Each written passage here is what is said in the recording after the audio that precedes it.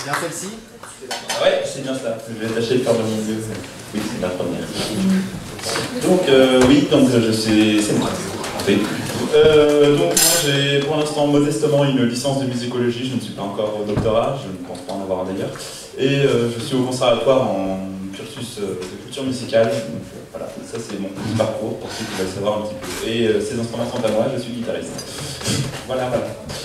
Donc j'avais prévu, comme un petit titre, de parler de perception de la consonance en fonction des cultures et voir un petit peu...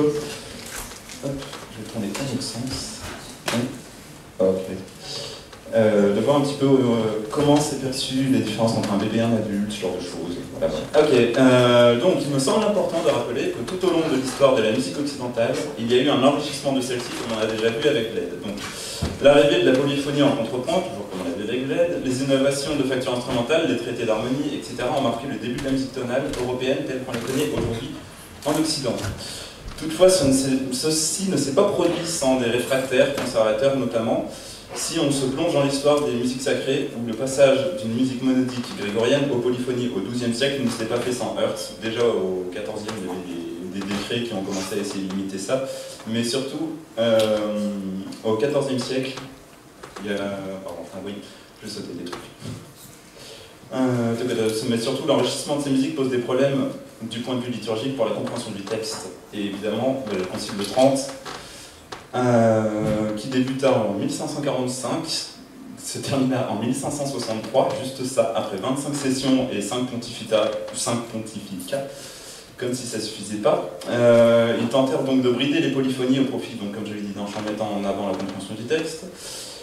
Mais c'est grâce à notre cher Giovanni Pierguicci des Palestrina et Saint-Charles Borromée, pardon.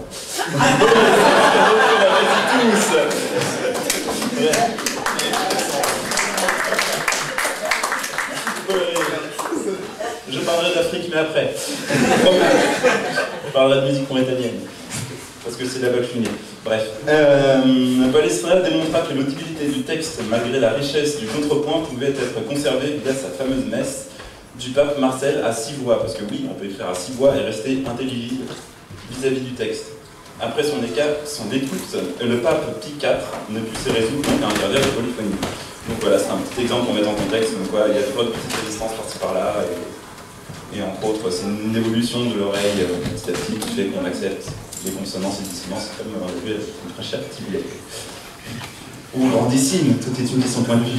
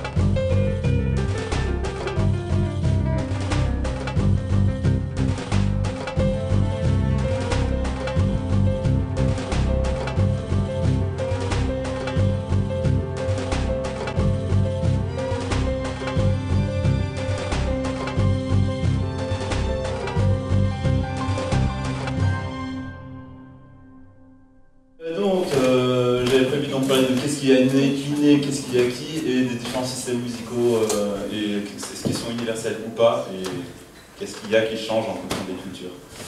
Voilà, voilà. Je vais faire le mal propre. Hop. Voilà, donc, la consonance innée ou acquise. J'avais une petite introduction. Les archéologues ont découvert un os d'ours percé de quelques trous datant de l'époque néandertalienne, la première flûte de l'humanité, qui serait actuellement la plus ancienne trace, laissant à penser que la musique est née, probablement, peut-être, supposément, avec l'espèce humaine. J'aime inventer des mots.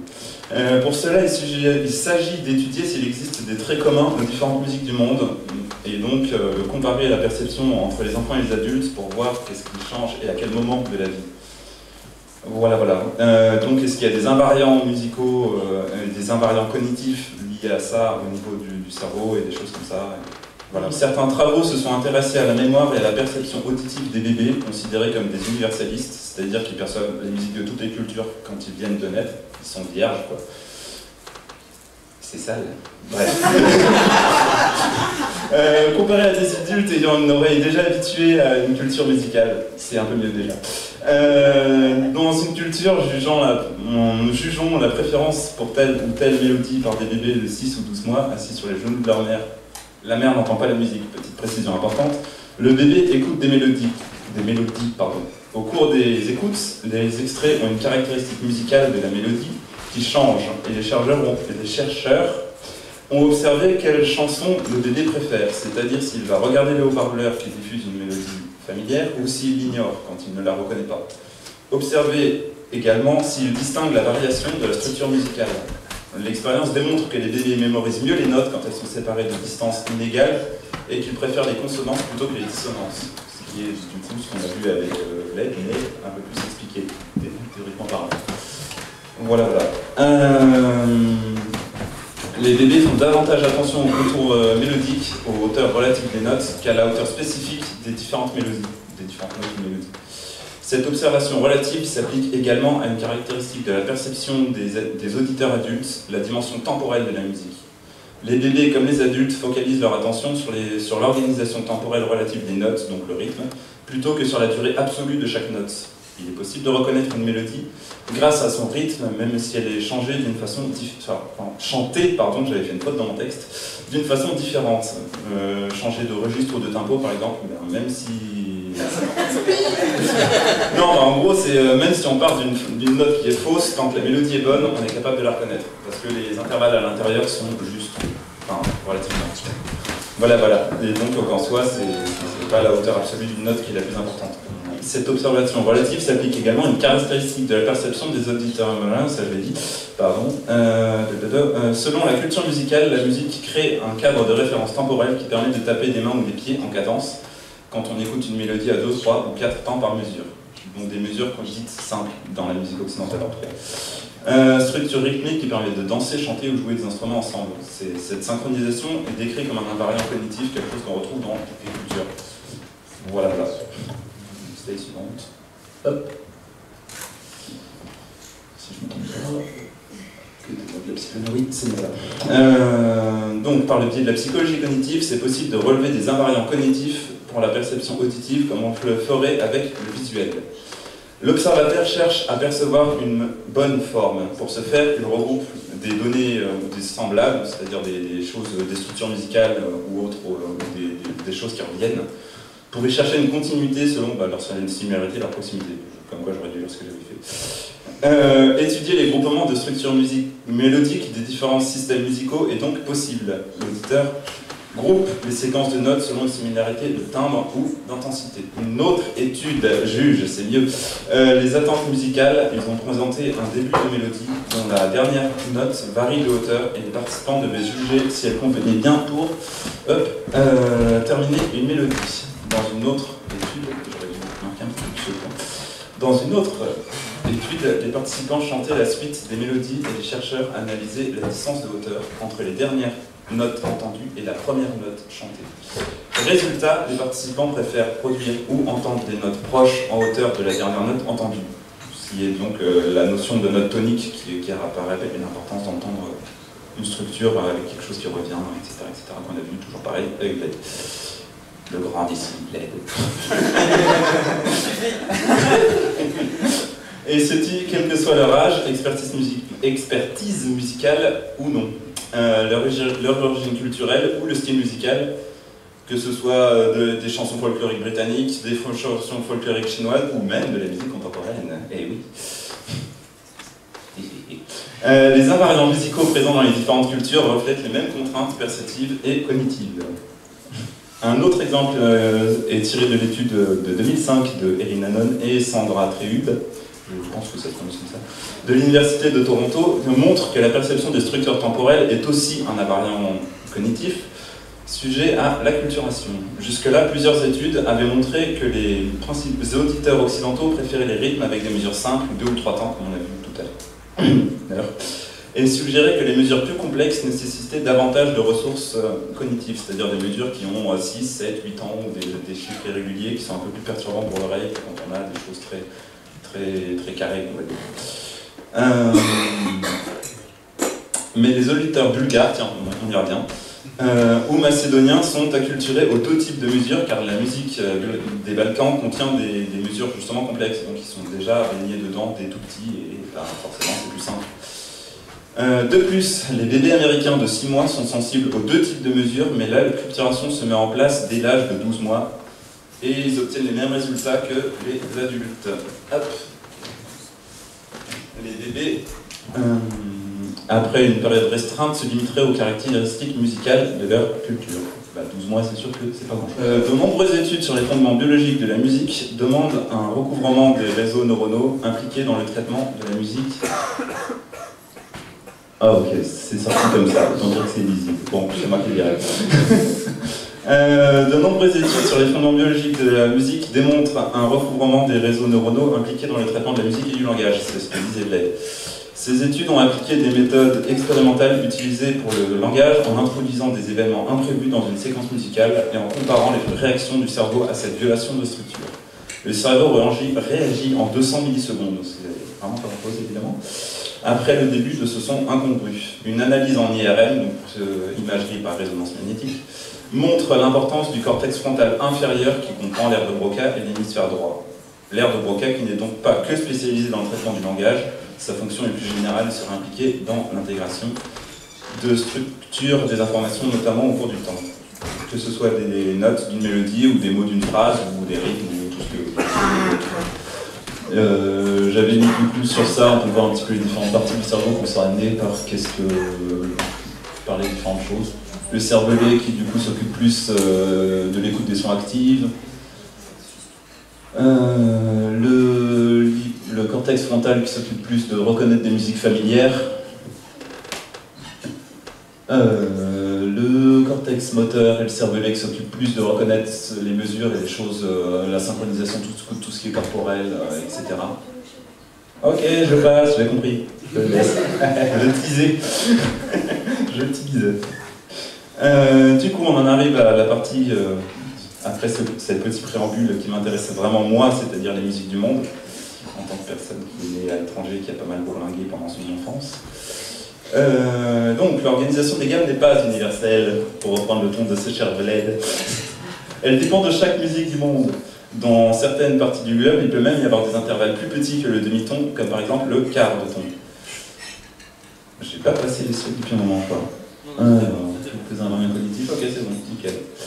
Parce qu'il y a un moment où j'aurai un petit extrait d'audio à vous faire écouter et voir d'ailleurs, parce qu'il y a aussi une vidéo tant qu'à faire. Alors, quelques études avec des musiques et des auditeurs d'autres cultures permettent de soutenir que l'acculturation par simple exposition est un invariant cognitif. La perception de la musique indienne par des auditeurs indiens, donc acculturés, c'est-à-dire habitués à leur propre musique évidemment, et des auditeurs américains dits naïfs, permet de constater que les deux groupes sont sensibles aux caractéristiques acoustiques des notes entendues. Leur durée et fréquence d'apparition, mais seulement les auditeurs indiens perçoivent les différentes organisations fonctionnelles des notes, les divers sous-ensembles de notes utilisées dans les gammes. Donc ça, on revient sur ce que disait Ben. Il en va de même avec les musiques arabes improvisées. Les auditeurs européens naïfs et arabes acculturés sont sensibles à certains indices musicaux tels que les pauses, donc l'absence de son émis, ou des changements de registre, passer d'une note grave à une note plus aiguë ou différentes octaves. Mais seuls les auditeurs arabes perçoivent les changements subtils des modes.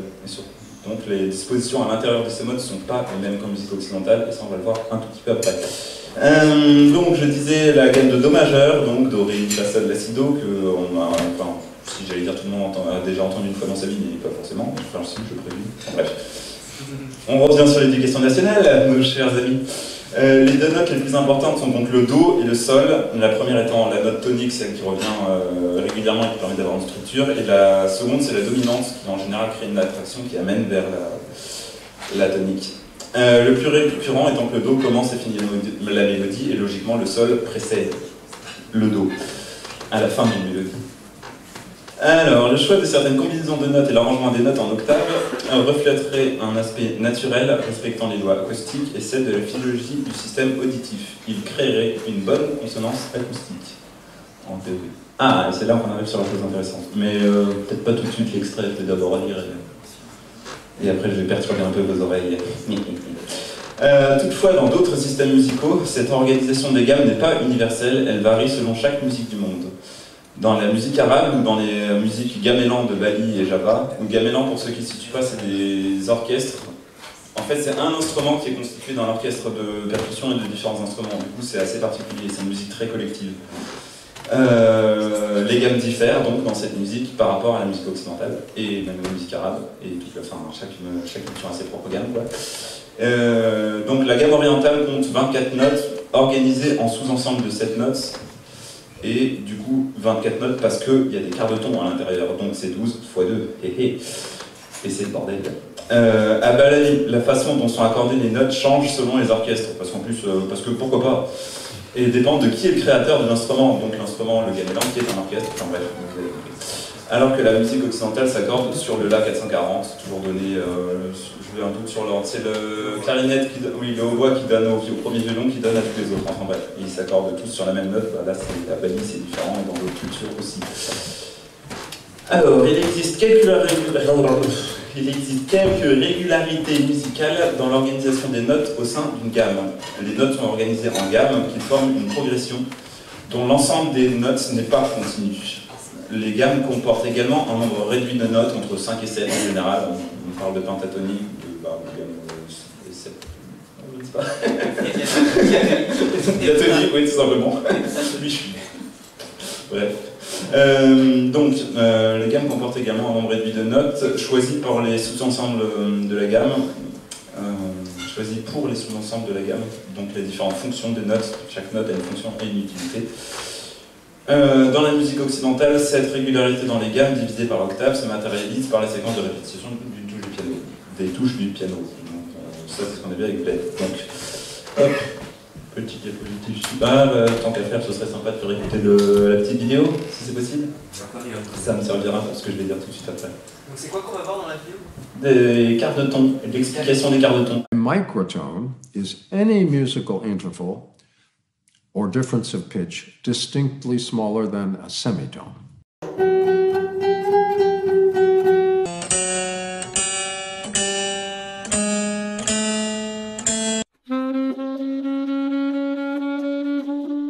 The microtones encountered in music theory include the tiny enharmonic melodic intervals of some of the music of ancient Greece,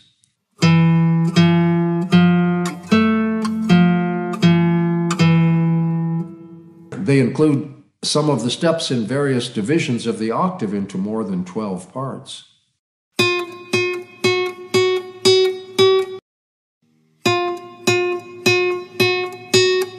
And they include various discrepancies among the intervals of just intonation,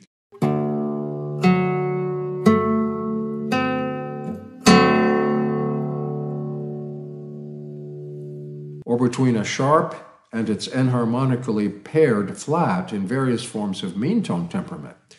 The sharp and the flat, say D sharp and E flat, will not be the same. There will be a microtonal difference between them, an actual difference in pitch.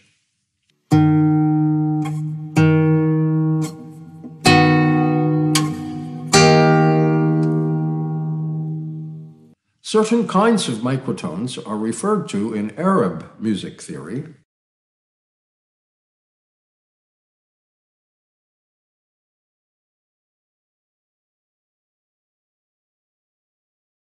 West Asian musical traditions of the present, in Turkey, in Arabic countries, in Iran, show a great abundance in microtonal inflections. So it's an interesting subject to investigate.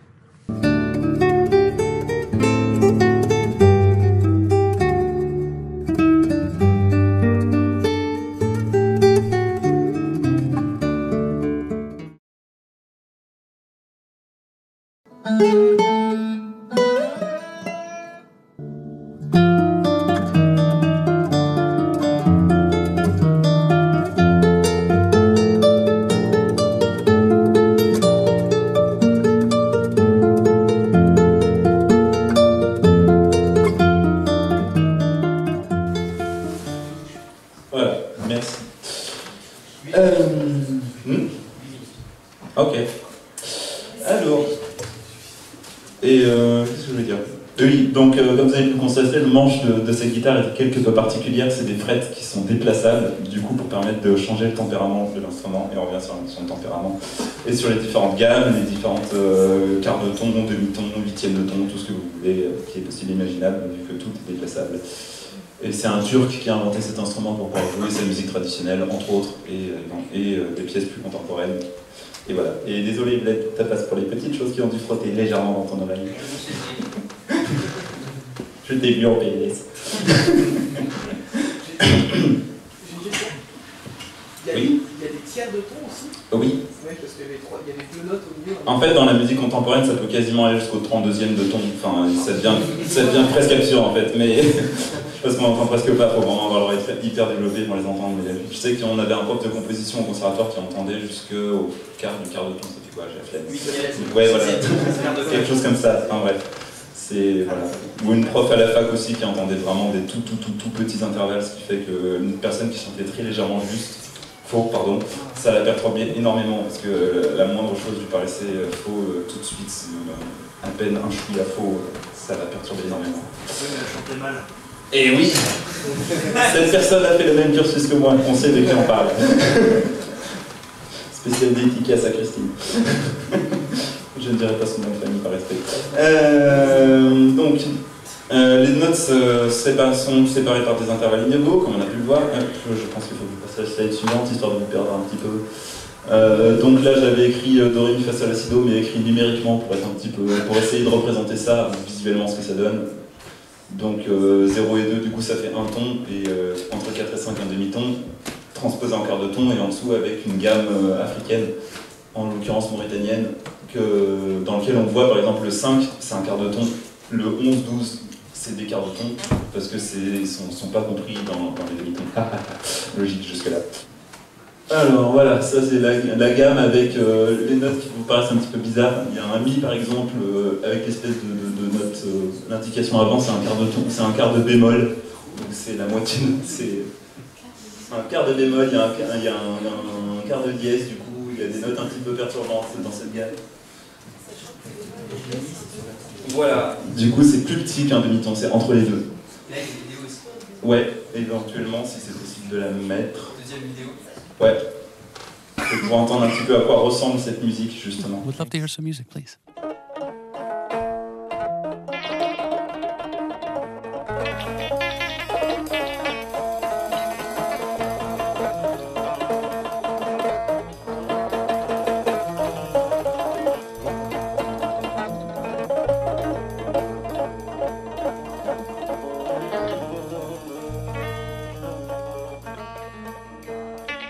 لولا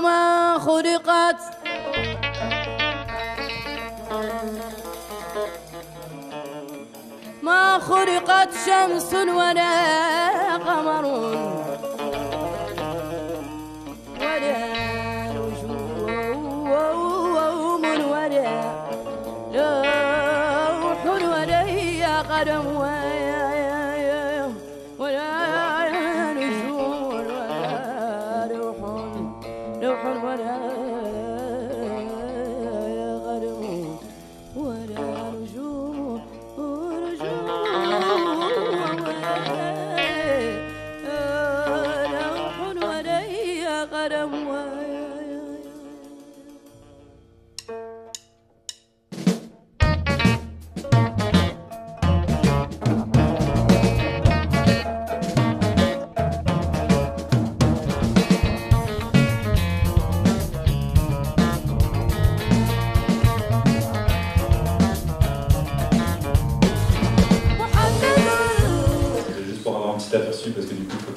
c'est trop long. J'avais prévu de laisser jusqu'à un moment logique musicalement pour s'arrêter, et là je tente en plein milieu d'une phrase. Alors voilà, après cette légère digression qui du coup n'a pas eu lieu. Toutes les notes n'ont pas la même importance non plus dans la musique occidentale tonale, comme on l'a vu avec LED. Il existe une note tonique, donc celle qui structure tout le morceau, une sous-dominante qui du coup prépare la dominante en général. Je rentre un peu dans les trucs théoriques, mais n'hésitez pas à poser des questions après s'il y a des trucs qui sont pas très clairs. Beaucoup de traits. La note sensible donc, qui crée la dissonance entre le si et do, qui est juste en dessous. Et où est-ce que j'en étais? Là, okay. Donc comme dans la musique mort que l'on vient de voir brièvement, mais aussi dans la musique indienne par exemple, le bourdon joue le rôle de tonique, la musique gamelan où ce rôle revient au gong, l'organisation des notes dans les hauteurs monte et descendent. L'organisation des hauteurs montant et descendant dessine un contour mélodique qui se retrouve dans les musiques de toutes les cultures. C'est une des structures musicales présentes, quelle que soit la culture, un des invariants musicaux. D'autres de ces invariants sont les distances variables entre les notes, le nombre de notes par octave qui est compris entre 5 et 7, donc comme on l'a vu. Toutefois, le nombre de notes peut changer et la façon dont elles sont accordées dépend de la culture. En complément de la musique azawan, dont on a brièvement entendu, et je pourrais parler plus en détail après si ça vous intéresse. Prenons de nouveau la gamme de do majeur. Alors ça c'était du coup pour voir la différence entre visuellement la différence entre une gamme de do majeur et une gamme rast orientale, dans lequel eux ils n'écrivent pas les hauteurs de notes. Ils n'ont pas de do, ré, mi, fa, sol, la, si, do, le fameux. La musique, comme n'importe quel son, est traitée par le cerveau qui possède certaines propriétés d'organisation, d'apprentissage, et de mémorisation et d'attention. L'utilisation de notes de hauteur non continue, ici division arbitraire d'un spectre harmonique en une gamme, donc ça on l'a vu avec LED, permet de les catégoriser selon leur fonction dans un contexte musical, et même dans différentes cultures, donc comme on l'a vu aussi. C'est une caractéristique cognitive de regrouper les différents événements dans une même catégorie selon leurs propriétés similaires. La perception catégorielle des sons participe à la reconnaissance d'une mélodie, même si les sons ne sont pas chantés juste. Donc ça paraît mardi. De même, on distingue deux notes de hauteur différentes séparées d'une différence minimale de hauteur, mais on associe deux notes identiques séparées d'une octave, bien qu'elles n'aient pas les mêmes fréquences. Ces deux phénomènes, perception de hauteur et d'octave, reflètent des caractéristiques du système auditif. Diviser le nombre de notes par octave par 5 ou 7 en diminuant le nombre de données que l'éditeur doit traiter reflèterait les limitations cognitives de la perception de la mémoire à court terme, qui ne pourrait stocker simultanément que 4 à 9 éléments. Prendre des distances inégales entre les notes dans une gamme ou un mode leur attribuerait des fonctions distinctes, facilitant l'encodage et le stockage des informations mélodiques en mémoire, à court terme et à long terme, y compris pour la culturation par écoute passive. Les notes s'organisent autour d'un point de référence, la tonique, qui sert de point d'ancrage cognitif. Voilà. J'ai à peu près fait le tour de ce que j'avais à dire en faisant une digression d'un truc un peu plus ethnomusicologique, on va dire.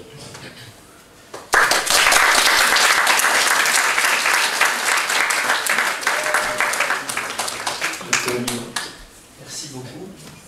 J'espère ne pas avoir été trop chiant à lire mes feuilles. Et il marche plus le micro là? Il est allumé. Merci. Du coup, est-ce que vous avez des questions? Parce qu'il dit beaucoup de choses, mais il y a beaucoup de questions. Première question. Si d'autres en ont, oui, on a le temps. Ok. En fait, je me demandais, est-ce que le deuxième extrait qu'on a entendu, c'est une musique traditionnelle ou est-ce que c'est une composition de nature plus récente? De ce que j'ai souvenir, parce que c'est tiré d'un extrait de radio dans lequel ils sont interviewés les musiciens après et ils parlent un petit peu, ils expliquent, etc. C'est basé sur des thèmes traditionnels, effectivement. D'accord, je me posais la question. Et après, ils question. sont plus ou moins un petit peu arrangés avec des batteries et évidemment des choses comme ça qui sont. Ouais, je demandais parce que j'avais l'impression que dans la mélodie, la plupart des micros, ce qu'on appellerait des microtons dans notre culture, étaient surtout utilisés dans l'ornementation. Tandis que les notes principales de la mélodie étaient quand même très proches de ce qui nous est plus familier à nous occidentaux en fait. D'accord. Mais déjà en soi, par exemple, si on part plus sur le Mali, Ali Farka Touré et des artistes comme ça, ils n'ont pas utilisé les quarts de ton. Ils ont vraiment adapté leur musique pour la musique occidentale. Alors que pour le coup, eux font vraiment le choix de rajouter des ornements en quart de ton, y compris dans la voix. Moi je trouve ça plutôt louable d'essayer de faire entendre vraiment leur musique telle qu'elle est et telle qu'ils la jouent, et pas de l'adapter pour nous, quoi. Enfin, moi je trouve ça cool. Quoi. Ah non, c'est génial. Ah, merci beaucoup, c'était super. D'autres questions? J'ai vu la question. Par contre, je sais pas un câble. C'est sur le même. Hop, tu gagnes quelques centimètres. Bon, déjà, merci pour l'avance. C'était ultra vénère techniquement, par contre. C'était ultra vénère techniquement. Oui, tous mes j'ai essayé. J'avais prévu normalement un glossaire de termes que je pourrais expliquer, etc., que j'ai bêtement oublié d'imprimer. Donc voilà. Bon, c'est pas grave. Mais je peux toujours expliquer des choses comme ça verbalement s'il y a des choses que vous comprenez pas. J'ai 3 questions. Oui. Alors, première question, c'est sur les études que tu citais au début sur les bébés et le rapport à la musique. Le problème, c'est que j'avais normalement prévu une dernière diapositive où il y avait toutes mes sources que j'ai supprimées parce que. C'est pas un oui. problème, c'est juste Ah, que, oui. alors ça date un peu, mais j'avais vu un C'est pas sorcier qui expliquait que la langue se formait quand les bébés apprennent, se formait avant la naissance en fait, parce qu'ils entendaient des sons en tant que sur les derniers mois de croissance. Alors, je ne sais pas si c'est vrai, c'était dans un C'est pas sorcier, je me souviens pas des sources, j'étais jeune. Mais voilà, et du coup je me demandais à quel point ça pourrait pas influencer la musique, si tu avais des sources là-dessus, ça m'intéresse. J'en ai pas, mais ça me paraît un peu gros. Mais bon, bref, je laisse Lucas répondre. Je peux répondre pour la langue. En effet, ils vont entendre des sons, parce que les langues n'ont pas toutes les mêmes sons. Hein. Il y a à peu près 140 sons disponibles pour les langues dans le monde entier, mais le français on n'utilise que 56 par exemple. Et donc les bébés vont être acculturés habitués à des sons, mais qui ne vont pas être la langue. Et donc ils vont être plus facilement sensibles à certains sons. Mais après, c'est pas non plus absolument fou.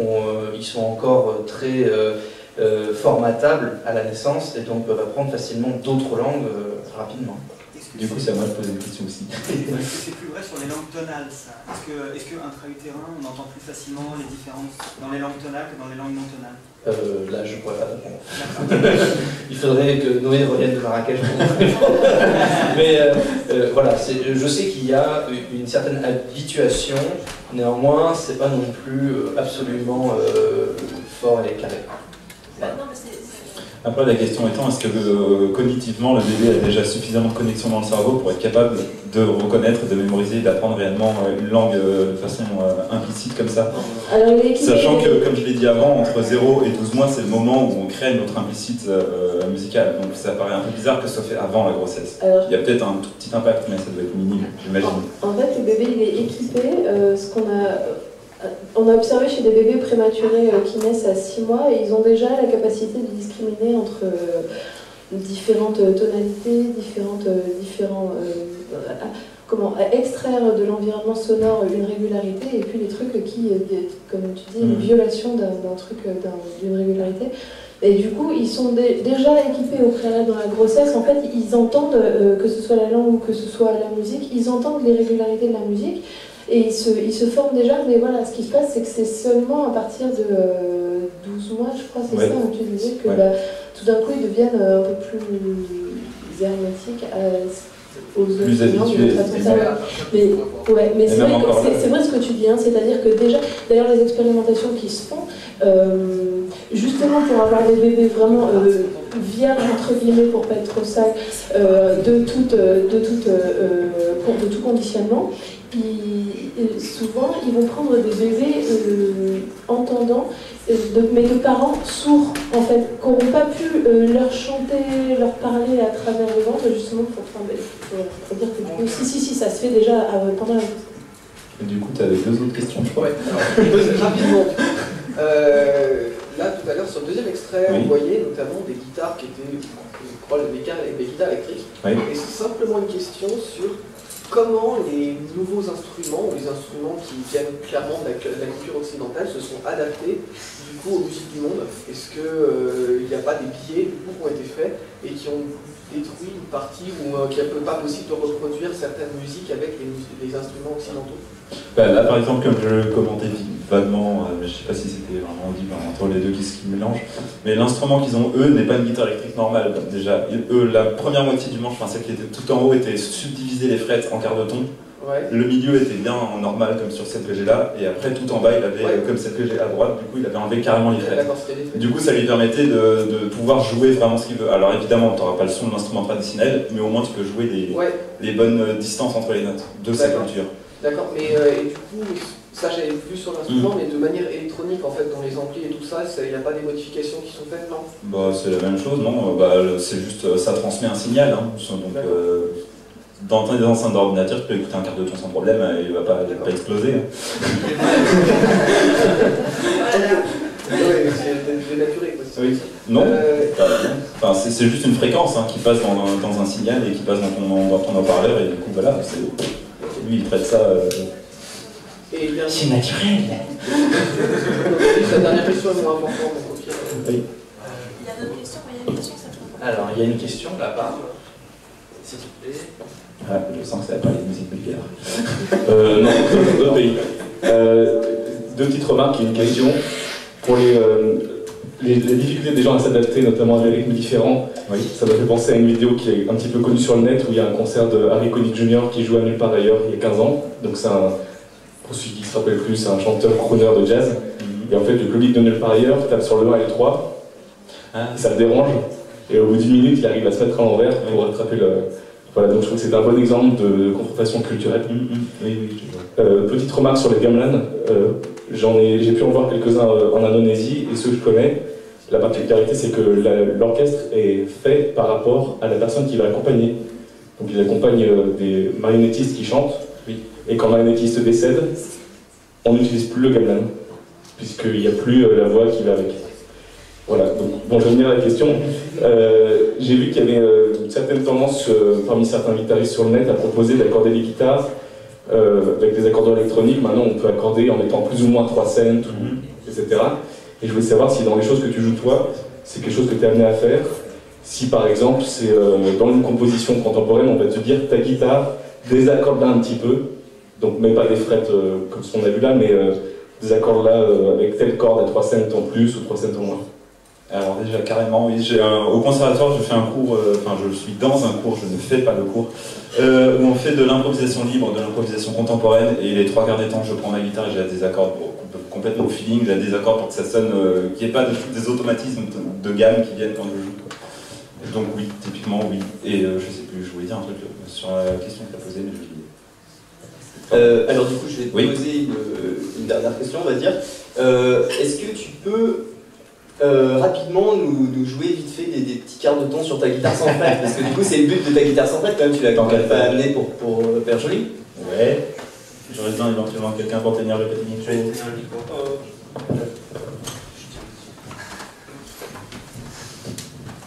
Oh, quel honneur.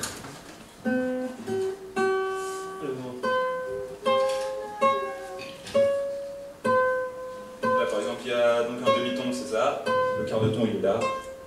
Et je peux aller encore plus petit si besoin, je peux aller là, je peux me balader un peu partout, c'est rigolo. Ce qui n'est pas le cas d'une guitare normale, parce que là il faut enlever les frettes. C'est ça, et musicalement, du coup, je peux... explique ce que c'est qu'une frette.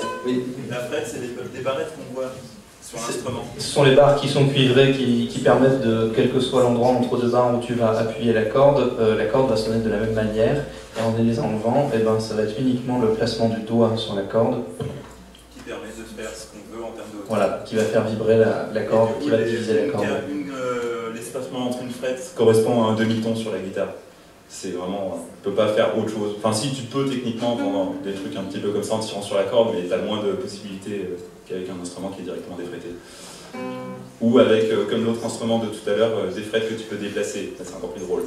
Mais ça ouvre des possibilités d'écriture et de composition. Ben voilà. Si je commence à jouer, je vais pas m'arrêter. Merci à toi. Alors.